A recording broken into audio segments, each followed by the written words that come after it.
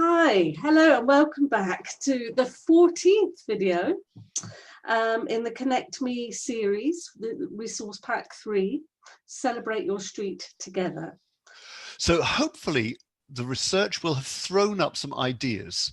It might be that there's a historical figure that is in the history books who has lived on your street or who has been there. Equally, we might find out about jobs or trades or experiences which people may have lived. Hopefully you will find some ideas within the research that you've done which stimulate your imagination and think, actually, these types of people or this type of person could be really, really useful in telling the story.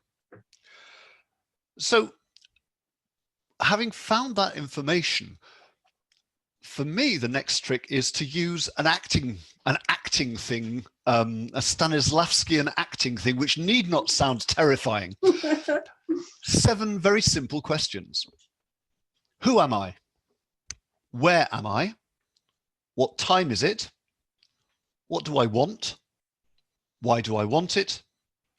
How will I get what I want? And what must I overcome to get what I want? So these simple questions can reveal a wealth of information and can really help you find who your characters are. But first, you've got to ask yourself another Stanislavskian question. If, the magic if I was living in this place in 1700. So these very simple questions can help you to find out who the characters are. And it's about making lists. Just writing lists down in a really non-judgmental way. You can cross things out, you can add to them, but actually you get this flavor of what does the research give me that will help me to tell the story in the most evocative and exciting way. Wonderful, wonderful. So we've fleshed out our histories and created characters using this wonderful technique. And so I'm very intrigued, Alistair, that many of the Squilly Meter performances that have celebrated particular streets so far have been mobile. So they've not been storytelling in a sense. They've actually taken people on a trail walking through that space. So why is that? Why do we walk? I think there are a number of reasons. On a simple one, a journey is a way of including and celebrating more space. That's the first part. Yeah. But the second thing is that we can build in moments of dramatic interaction, punctuating. So we might start in one place, which will maybe ask a question. And then we'll leave that with the audience, and the character might lead the audience up the street to a point where there is a viewpoint, something wonderful to look at, or something, a detail which is perhaps overlooked because we pass it every day.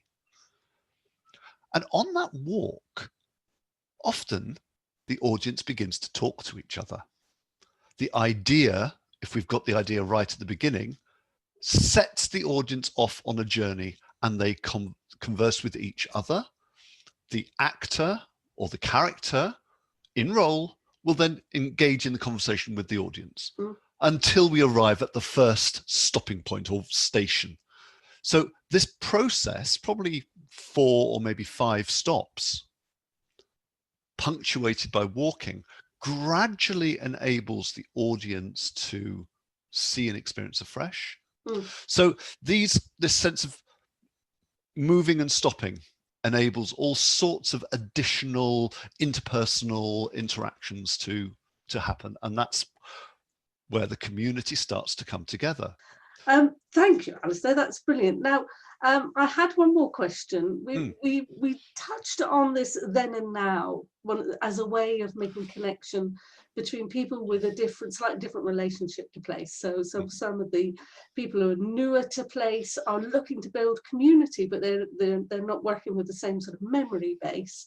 Whereas others, often our older residents, they've got long histories that they can share, and there are points of contact in between that you can map across. We talked about in Unit 1. So I'm interested to know, is there a then and now opportunity in performance too? Absolutely. I think the structuring of the performance really can help with that.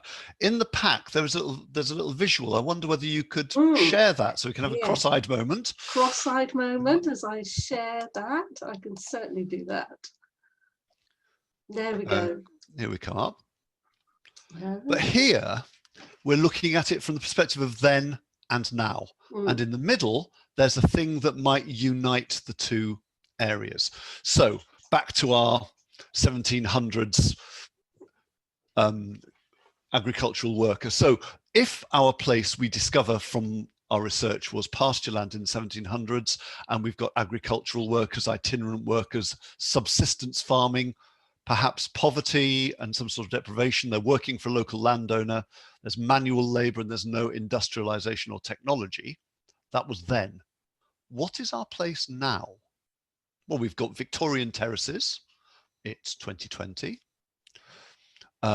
It's a mixed demographic of people who come from all walks of life, all backgrounds.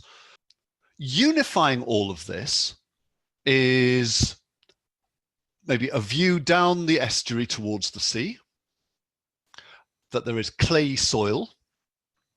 So there are various things which we can share. From this, we can find that there are shared elements or contrasting elements. Yeah. So if our agricultural workers are poor, they're struggling to feed their family, they're having to grow their own food, they might be interested in the allotments that the people now have got. These people who are more literate, more educated. So there's a cross-fertilization. There might be some organic farming techniques which our agricultural people used, which people now are anxious to get back to in order to make their gardens grow in a much more environmentally friendly way. So there are all manner of connections. These are just kind of very obvious things.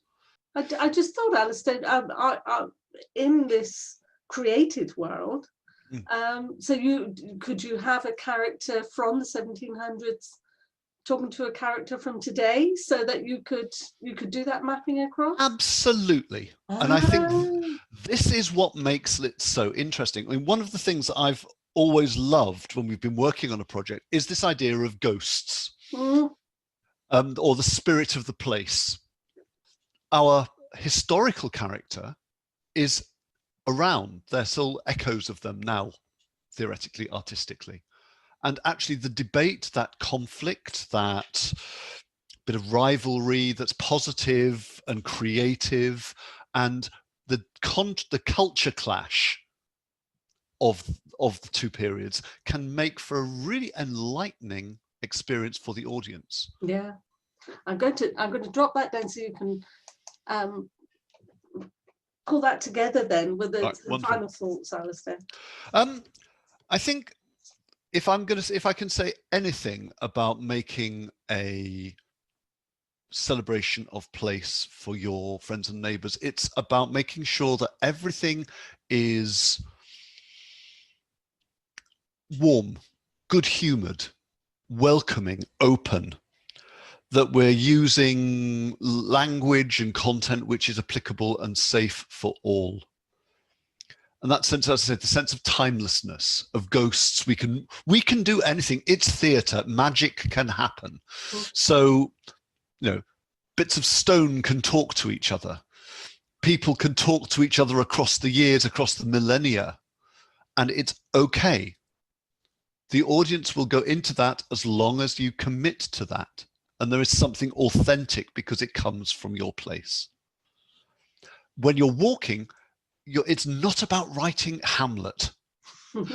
It's about creating a short thing, a series of short things that might only be a couple of minutes long, you know, 3-4 minutes, maybe, a little bit of interaction, looking at something, explaining something from different points of view, a bit of conflict, and then we walk for a couple of minutes. And then there's another little bit. And so the whole thing is, as I say, about maybe 20 minutes worth of writing, which actually isn't that much. And your actors just need to know what they've got to say rather than trying to learn it, because it won't be that sort of text. But it's an opportunity to have a huge amount of fun. Oh, yeah. Wonderful amount of creativity, some costumes, but it can be a real way of celebrating your place in the most fantastic way. And I do wish you luck and joy in your endeavors.